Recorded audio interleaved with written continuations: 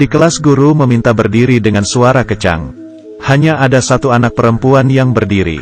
Teman sekelasnya yang lain menertawainya. Dia kenapa? Kumat lagi, sangat menakutkan. Tapi mereka tidak tahu. Di depan beneran berdiri satu orang. Melihat tampangnya berubah, lalu berpindah ke depan anak perempuan. Anak perempuan langsung mengeluarkan payung yang ada jimatnya. Temannya ketakutan sampai lari pergi. Setelah pulang sekolah, hantu tetap mengikuti anak perempuan dari belakang.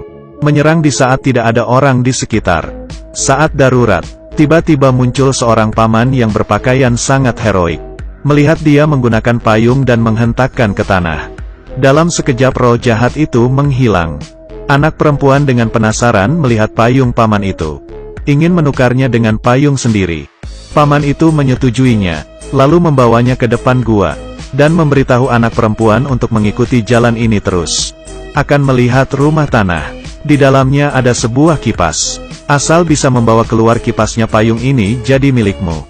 Anak perempuan dengan penasaran bertanya kepada paman itu. Kenapa kamu tidak pergi sendiri? Aman memberitahu anak perempuan. Itu adalah tempat yang tidak bisa dilihati manusia tapi hanya manusia yang bisa memasukinya. Anak gadis sudah mengerti. Beberapa menit kemudian dia sampai di jembatan gantung. Menarik pintu itu lalu masuk ke dalam. Tampangnya seperti istana.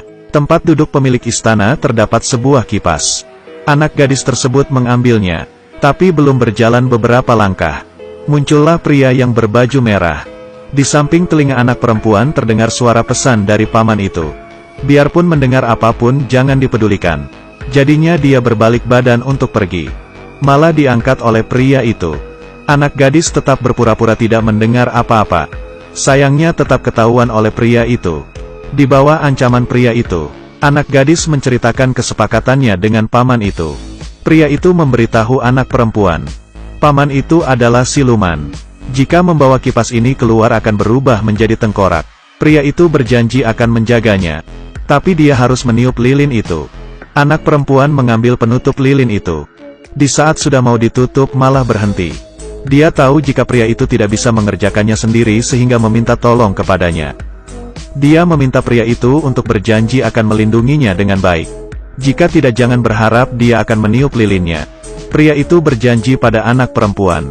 Hanya menyebut namanya Sun Wukong. Langsung akan sampai di sampingnya untuk melindungi dia. Melihat dua orang menempelkan telapak tangan. Janjinya tidak akan terhancurkan selamanya. Diikuti oleh lilin yang mati satu persatu. Rantai di tangan Wukong berubah menjadi abu. Dia yang sudah keluar.